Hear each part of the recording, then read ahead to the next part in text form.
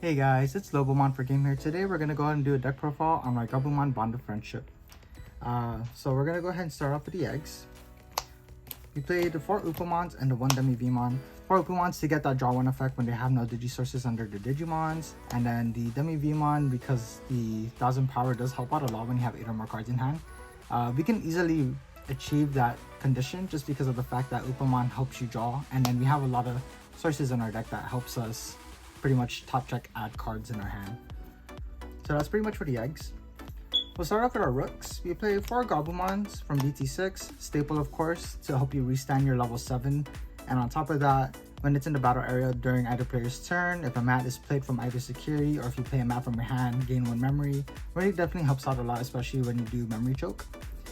Then we play 4 of the Gabus. Again, for me, I like seeing this at max just because on play you get to draw 1.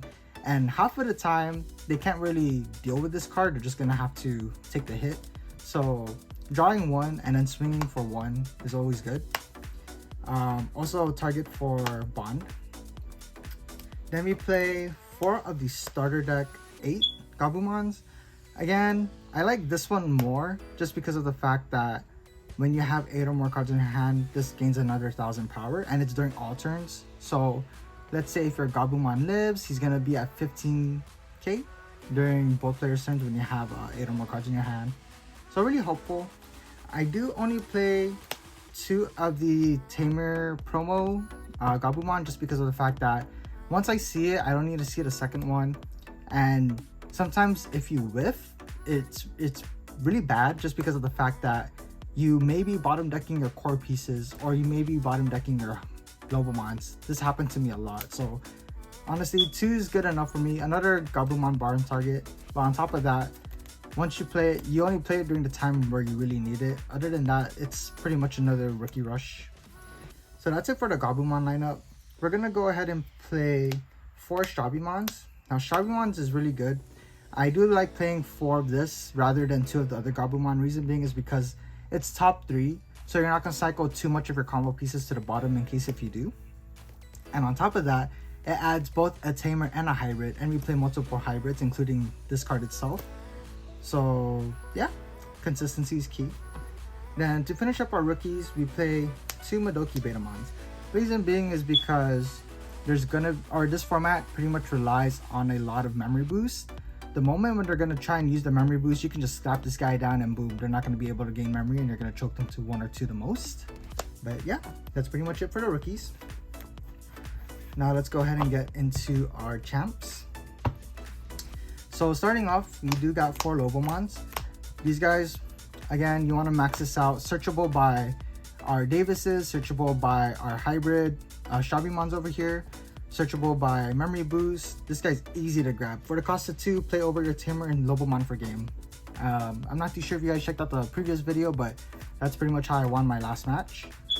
Then we also play 2 Kendo Guru. I don't like seeing this card too much, but once I see it, 1 is good enough. The fact that it can be another hybrid to Digivolve over your Tamers for the cost of 3. Although that 1 extra cost does hurt a little bit, it does solve some problematic cards such as bouncing rookies back to hand. Let's say if you're memory block, if you're in the mirror match and they have a Madoki Betamon, or anything that can block memory, you can go ahead and Digivolve into this. It'll still be your turn as long as you have 3 or more memory. Swing into their security, bounce their memory choker, and then boom, you can start playing memory again. You can play a Hammer Sparks, you can play your memory boost, things like that. Definitely helps out a lot. And then for the last 2 of our champs, we play 2 Grizzlymons. Now shout out to Primitive for this one. I do like the fact that we have blockers in this game still, and that this is the play cost of 5 or Digivolve for a cost of 2. And it is a 6k, really helpful. It does help with memory choking them too if they don't have memory tamers. There were times where I actually hard played this for 5, but it doesn't really hurt that much just because of the fact that I'll be at 3, and if this is the only play I can do, put them to 2. And that's pretty much it. You have a blocker on board, and blockers can help you make or break the game pretty much. That's pretty much it for the champs. We don't play any level 5s, so we go into our level 7s, or sorry, we don't play any level 5s or level 6 because we only go straight to Gabumon Bond of Friendship. So yeah, this is the MVP of the deck that combos off with your BT6 Gabumon, because this guy can pretty much restand if you have a tamer on board after attacking, and he can restand once more after attacking during with the Gabumon's inheritable effect. So potentially the max you can swing is 3 times, and on top of that you're bottom decking 3 level 5s. So that's pretty much how you're gonna get a game with this guy. And you don't want to rush into this unless you start seeing a board that's threatening you. Then that's the time when you should play. Other than that, start peeling off first, picking off some security with the Rookie Rush style, and then you go into your bond and finish the game from there. And then if that's not enough, if you have extra memory, Lobomon for game. So that's pretty much for the Digimons. We're gonna go ahead and get into our tamers. So of course you want to go ahead and play 4 Madashiras. Reason being is you don't want to see less than 4. You want the consistency to come out either from security, to see it in your hand, to play this for only the cost of 3. Can be cost 2 or 1 depending if you have the Gabumons on your board. And that draw effect and gain 1 memory when you promote a Gabumon from your raising really does help out a lot. Sets you up for more plays. We play 3 Davis. I don't like seeing more than 3 or less than 3. I feel like 3 is the perfect number just because it is a 4 cost. It does hurt a lot if you're gonna give them a little bit too much of memory. And then on top of that, you're bottom decking a lot of core pieces again because you can only add 1 blue Digimon.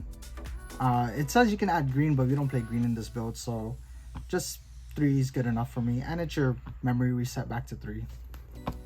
Then shout out to Primitive again. We do play one of the Sora and Joe. This definitely helps out a lot because if you have Davis, and if you have Sora, and if you have one of this guy, you're gonna be 6 memory when you promote your Gabumon. So this will set you to 3. If you have no materials, that'll be at 5 because you gain 2. Promote your Gabumon, you gain 1 and draw 1. Set you up for 1 Gabumon, right? You have 3 memory to work with, 1 Lobomon, and then if you have Hammer Spark, play 2, play another Lobomon. So yeah, that's the reason why we play this card. Very helpful. Again, shout out to Primitive, thank you. That's it for the tamers. We're gonna go ahead and get into our options. We play 4 Hammer Sparks. I don't like seeing less than 4.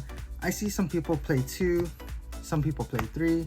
I like to play the 4th copy just because of the fact that consistency is key. There were times where multiple of these guys were in my security, and the fact that I choked them to 1 and they had to swing put me back to 1, and Davis resets me back to 3. They had no materials. Joe and Sora kicked in, putting me at 5, and then that's Gabumon play from there. So yeah, we play 4 Hammer Sparks. I wouldn't play less. I will do another update with this when EX comes out, or at least for our area. So we'll see how that works. Then we play 2 of the Howling Memory Boosts. I don't like seeing too much of this guy because we also play 1 of the Blue Memory Boosts. However, I really do like this just because of the fact that it gives that defensive strategy. Just because in case if your blockers aren't gonna cut it, you know, removing materials from their board and choosing a Digimon with no materials to go ahead and stun them for the end of their turn is really helpful. Actually stalls for another turn, which is really good because it does set you up for your Gabumon to promote for Gabumon play. Only 1 memory boost. We do have the 3 Davis, we have the Strabimons, we have all these top checkers to add a Digimon. Doesn't feel bad when it hits security. I mean, it's 2 memory extra when you want to use it, so very helpful. Gets into your Lobomon plays. And then the last 3 of our options, we play 2 Rattlestar and 1 Kakaida's Breath. So for Rattlestar, I realized that our locals here, they like to go wide. Very helpful to go ahead and bounce like any Digimon back to the bottom of our deck if they have 3 or more. Or if they only have 2 or more Digimons. I mean, it doesn't hurt playing this for a cost of 5 if you're going to be at 3 with Davis. You're only putting them at 2. And then you're going to bounce a card that's probably a problematic card for you for your turn. Bounce it back to hand does definitely help out a lot. Only 2, no more than 2. 1 Kakaida's Breath for those major problems. But you don't normally want to play this unless you have like a ton of memory to work with, which is why Sora and Joe kicks in. Davis will set you to 3. Promoting your Gabumons with Madashida's effect will go ahead and boost you up very high, so it doesn't hurt. And plus you have all these other memory options. So yeah, that's pretty much it, guys. That's the deck profile for Gabumon Bond of Friendship. I went undefeated actually for our last locals, but I'm gonna go ahead and start tuning this up because there's some things that I do want to possibly try out. But I'll fill you guys in on that in the next video. But yeah, thanks guys so much. Hope you guys liked the video. Don't forget to like and subscribe. Leave a comment for any updates or input. And yeah, I'll catch y'all later. Peace.